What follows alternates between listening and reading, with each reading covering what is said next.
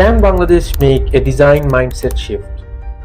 আমাদের দেশে ডিজাইন বলতে মূলত সৌন্দর্য বর্ধনকেই বোঝায়, কিন্তু যদি বলি ডিজাইন শুধু সৌন্দর্যকে বাড়ানোই নয়, বরং এটা বাংলাদেশের মানুষের টাকা, তার সময় এবং জীবন বাঁচানোতে আরো অনেক বড় ভূমিকা রাখতে পারে। যদি বলি বড় বাজেট থাকা সত্ত্বেও বাংলাদেশের বিভিন্ন প্রকল্প বারবার ব্যর্থ হয় এবং সেগুলোর নকশার শুরুতেই গলত থাকে। ইন্টিগ্রেটেড ডিজাইন বা একটা সম্মিলিত ডিজাইন প্রক্রিয়া এবং ডিজাইন থিঙ্কিং না থাকার কারণে এই গলতগুলা হয়। আবার যদি বলি মন্ত্রণালয়ের যদি কোনো প্রকল্পের শুরুতেই স্থপতি, landscape architect, system engineers, designers এবং বিভিন্ন স্টেক হোল্ডারদের একসাথে বসিয়ে কাজ করা হতো, তাহলে আসলে আমরা কিরকম ফলাফল দেখতে পেতাম। আজকের আলোচনা মূলত এই তিনটা বিষয়কে কেন্দ্র করি। আমরা যে সমস্যার মধ্যে আটকে আছি তার একটি স্পষ্ট আন্তর্জাতিক ডাটা ভিত্তিক চিত্র আমাদের কাছে আছে।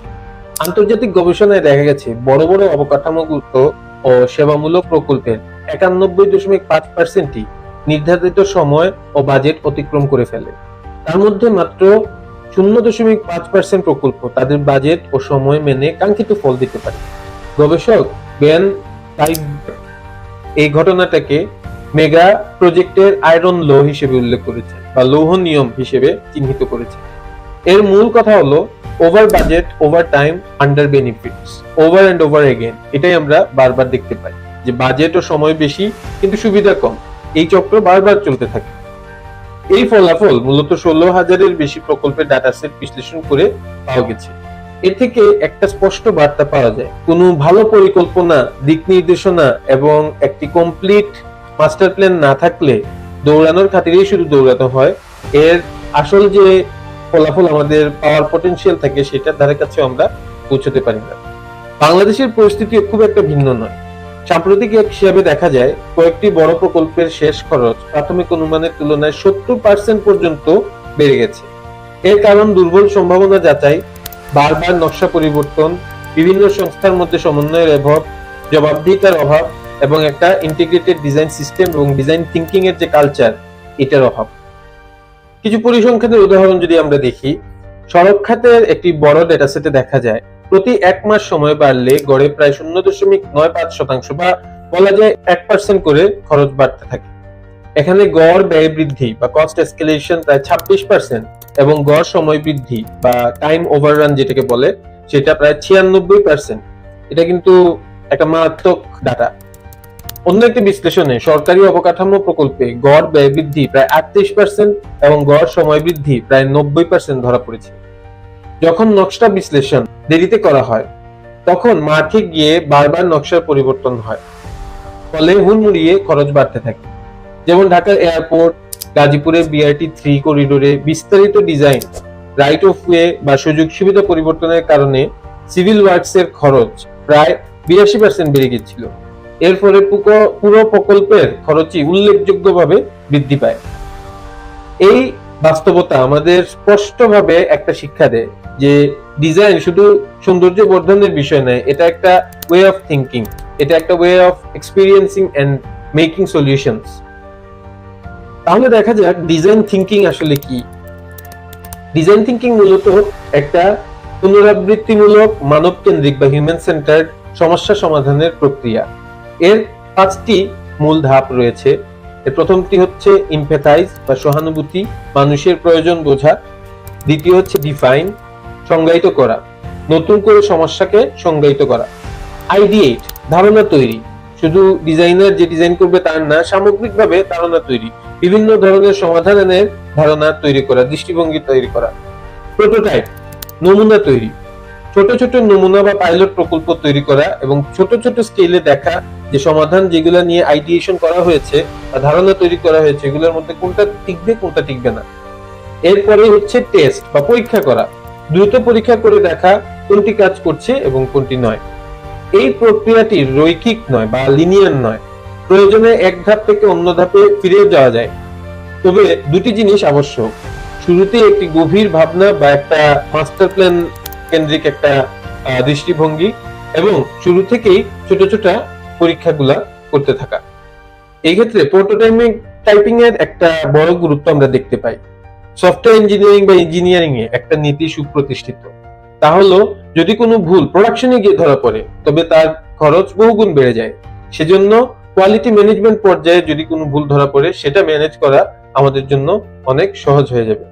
এজন্যই প্রোটোটাইপিং এবং পাইলটিং অর্থনৈতিক ঝুঁকি কমানোর দিক দিয়ে আমাদেরকে অনেক সাহায্য করতে পারে। আমরা আমাদের বিভিন্ন প্রকল্পের ক্ষেত্রে যা দেখি যে আমরা প্রায় একটি বড় ধরনের ভুল করে থাকি। একটি একক শৃঙ্খলার যে জ্ঞান বা একটা সিঙ্গেল ডিসিপ্লিন লেড যে নলেজ, সেটা দিয়েই সিস্টেমিক সমস্যা সমাধান করতে যাই। অথচ আমরা যদি একটা শহরের দিকে তাকাই, একটা শহর শুধু আলাদা আলাদা বিচ্ছিন্ন সিস্টেম দিয়ে তৈরি নয়।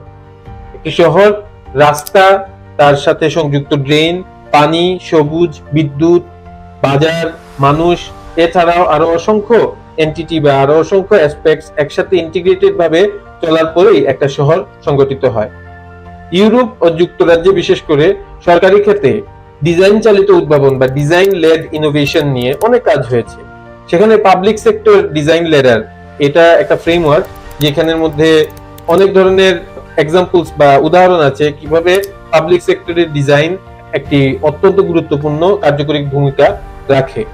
এই ধরনের ফ্রেমওয়ার্ক দেখিয়েছে কিভাবে বিভাগগুলো ছোট ছোট কাজ থেকে ইনহাউস সক্ষমতা তৈরি করে নীতি নির্ধারণী পর্যায়ে ডিজাইনকে নিয়ে যেতে পারে। আসলে তাদের গবেষণা প্রমাণ করেছে যে কম খরচে প্রোটোটাইপ তৈরি, ব্যবহারকারীর পরীক্ষা এবং বারবার সংশোধনের ফলে সরকারি সেবায় ভুল কমে এবং ফল বেড়ে যায়। এ ধরনের অনেক উদাহরণ আমাদের কাছে আছে। ছোট একটি উদাহরণ চীনের স্পঞ্জ সিটি কনসেপ্ট। স্পঞ্জ মানে হচ্ছে যা স্পঞ্জের মতো শোষণ করে ফেলে। চীনের স্পঞ্জ সিটি পদ্ধতিতে দেখা যায় বিভিন্ন প্রজাতির গাছের ব্যবহারের মাধ্যমে উহানের মতো কয়েকটি শহরে বৃষ্টির পানি জমা হওয়া কমে গেছে এবং বন্যা অনেক ক্ষেত্রে এই স্পঞ্জ সিটির যে কনসেপ্ট এটার মাধ্যমে নিয়ন্ত্রণ করা গেছে। ছোট ছোট আকারে বিভিন্ন ইনোভেটিভ আইডিয়া বা ডিজাইনের আইডিয়া বা সমাধানের যে চিন্তা ভাবনা গুলা প্রোটোটাইপিং করে আমরা দেখতে পারি, তাহলে দেখা যায় আমাদের চারপাশে অনেক ধরনের সমাধানের চিন্তা ভাবনা আছে, সেগুলা কোনোভাবে ডটস গুলা কানেক্ট করতে পারছে না বা ভালো করে ফাইন টিউন করা হচ্ছে না, দেখা হচ্ছে না যে কোন জিনিসটা কিছু মাত্র শিফট করলে যদি আমাদের একটা বড় সলিউশন চলে আসতে পারে। এই ধরনের একটা মাইন্ডসেট, ডিজাইন কেন্দ্রিক একটা মাইন্ডসেট, যে আমরা একটা জাতি হিসেবে যে কোনো সমস্যার সম্মুখীন হলে সেটা কিভাবে ইনোভেটিভ ওয়েতে সুন্দরভাবে আমাদের নিজস্ব জ্ঞান এবং বাইরে যে ধরনের উদাহরণ আমরা দেখতে পাই সেগুলা থেকে নলেজটা নিয়ে আমরা কিভাবে একটা ইন্টিগ্রেটেড ডিজাইনের সমাধানে পৌঁছাতে পারি, সেই ধরনের একটা মাইন্ডসেটে আমাদের আসলে যেতে হবে। অর্থনীতির দিকটাও এই ক্ষেত্রে ভুলে গেলে একদমই চলবে না। যুক্তরাজ্যের ডিজাইন ইকোনমি গবেষণা বারবার দেখিয়েছে যে ডিজাইন চালিত শিল্পগুলো জিডিপি, কর্মসংস্থান এবং উৎপাদনশীলতা সব ক্ষেত্রেই অবদান রাখে। সেক্ষেত্রে ডিজাইন লেড সিস্টেমস বা ডিজাইন লেড ইন্ডাস্ট্রি সব ক্ষেত্রেই ডিজাইনারদের কিন্তু আসলে বড় ভূমিকা থাকতে পারে। বাংলাদেশে আমরা আসলে এক প্রলেপের উপর আরেক প্রলেপ দিয়ে কোন রকমে জোড়াতালি করার যে একটা কালচার, সেটাতে এখনো পড়ে আছি। কিন্তু বাংলাদেশ নিয়ে রিডিজাইন করার যে একটা কনসেপ্ট হতে পারে, যে বাংলাদেশকে নতুন ভাবে ডিজাইন করার যে একটা চিন্তা ভাবনা গড়ে উঠতে পারে, যেটা কিনা বিচ্ছিন্ন না, যেটা কিনা সামগ্রিক সম্মিলিত সবাইকে নিয়ে, এই কনসেপ্টটা আসলে সাধারণ মানুষের কাছেও এটা আসলে ছড়িয়ে দিতে পারলে ভালো। এখন আমাদের বিভিন্ন নীতি নির্ধারকরা আছেন যারা সরকারের বিভিন্ন মন্ত্রণালয়ে কাজ করছেন, খুব উপরের লেভেলে হয়তো অনেক ভালো ভালো চিন্তাশীল মানুষরা আছেন, কিন্তু বিভিন্ন বিভাগীয় শহরে যারা কাজ করছেন বিভিন্ন সিটি কর্পোরেশনে বা মন্ত্রণালয়ের অধীনে, তাদের বাস্তবিক যে প্রায়োগিক জ্ঞান বা বাইরের দেশে যে ধরনের আধুনিক পদ্ধতি এবং বিভিন্ন ধরনের পদ্ধতির মাধ্যমে যে আবিষ্কারগুলো হয়েছে সেই ধরনের কোনো ধারণা খুব বেশি তাদের নেই।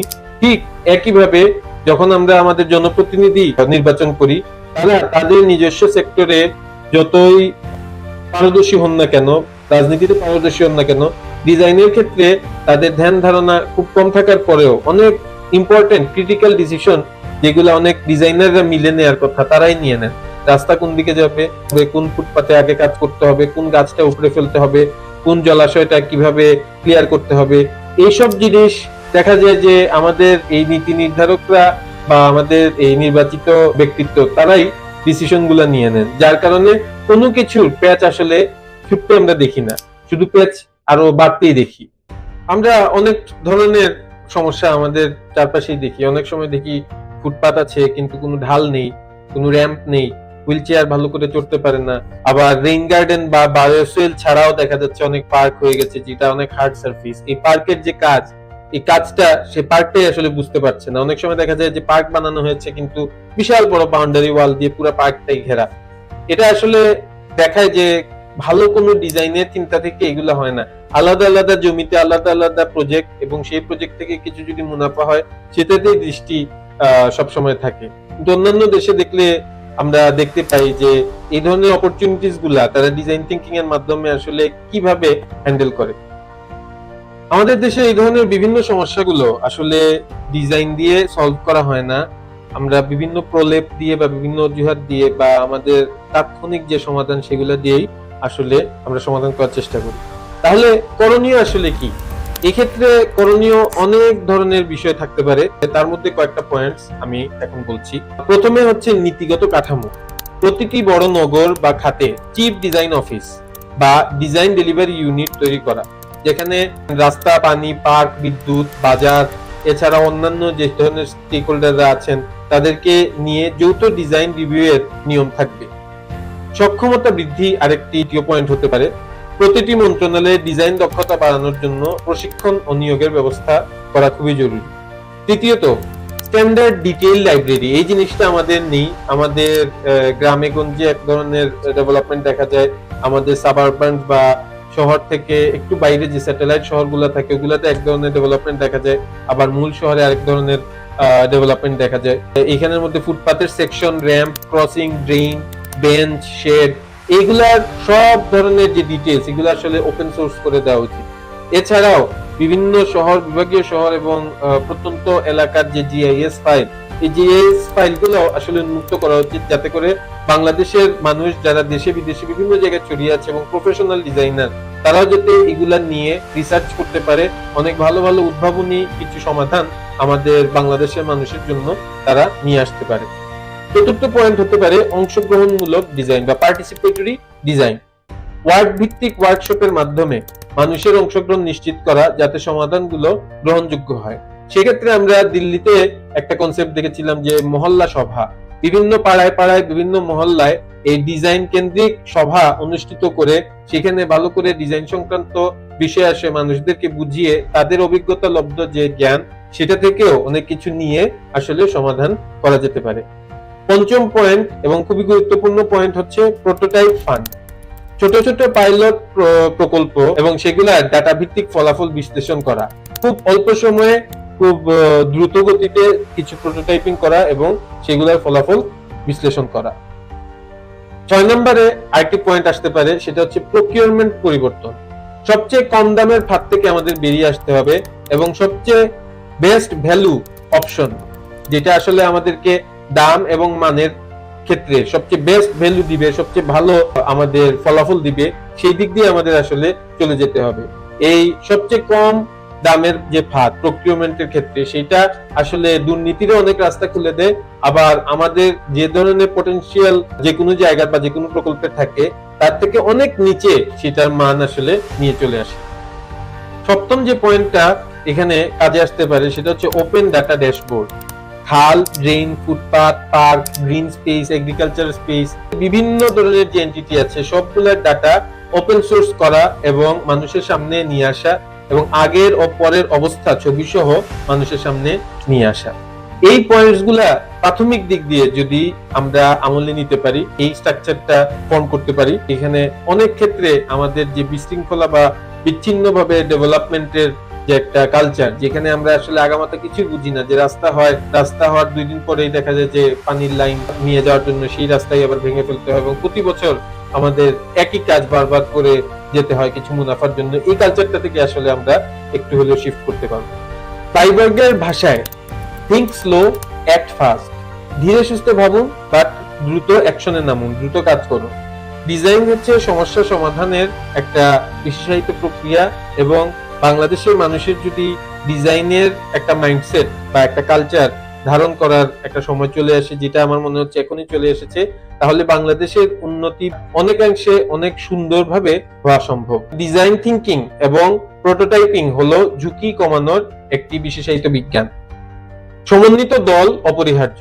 ইঞ্জিনিয়ার, প্ল্যানার, ল্যান্ডস্কেপ আর্কিটেক্ট, স্থপতি, ফাইন্যান্সিয়াল যে স্টেক হোল্ডার, সবার সমন্বয় ছাড়া শহর বা নদীকে আসলে বোঝা যায় না, এগুলা প্রোটেক্ট করার জন্য বা রক্ষা করার জন্য তেমন কোনো কাজ আসলে করা যায় না।